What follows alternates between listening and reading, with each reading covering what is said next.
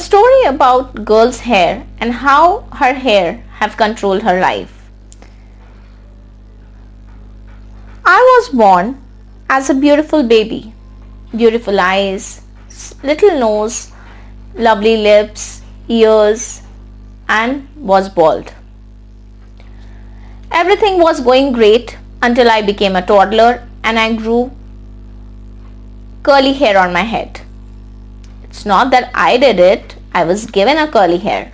No matter how many times my parents got them shaved, I would still have curly hair. People used to find me more adorable because of my curly hair. And then I grew up and became a teenager. My friends started telling me things like, "Wow, you have hair like a Maggie noodles." People started calling me Maggie hair, or they would say something like, "Who has such kind of hair? How do you manage your hair? And isn't it difficult? Why can't you have simple plain hair like anybody else?" And so far. I used to love my hair initially, and slowly and gradually I never said anything to these people who commented on my hair. And I started feeling bad about my hair. I started to have good days and bad days. My hair started controlling my life and my confidence. When I would wash my hair, I would have good days because I'm confident about my hair, and so I was confident that day. On all the other days, I would feel diffident. I would feel sad and gloomy, not because something has happened to me, but because my hair are not looking good. That's how my hair have started controlling my life. Then one day I was sitting in my room and I was thinking about why I have such hair. Why am I like this? And tears started to drop from my eyes. I cried for a long time. Then after getting tired of crying, I got up, I washed my eyes and came back in front of mirror and looked at every aspect of my life. Looked at every aspect of my looks, my features, and thought, have I chosen my eyes? Have I chosen my nose?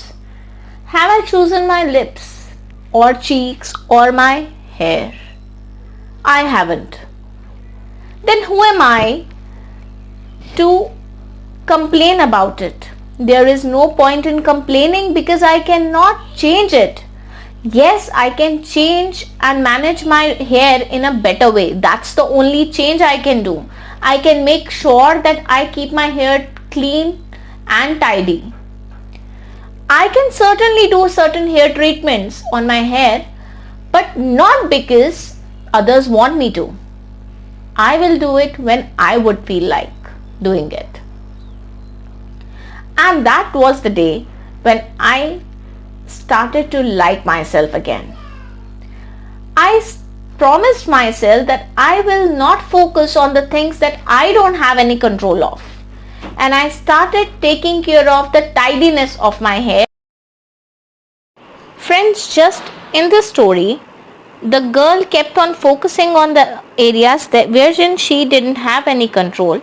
We also give so much focus and attention to those areas of our life wherein we don't have any control. We just have control on our work, our responsibilities, on our efforts. We don't have any control on the outcome. We don't have any control in how other perceives us.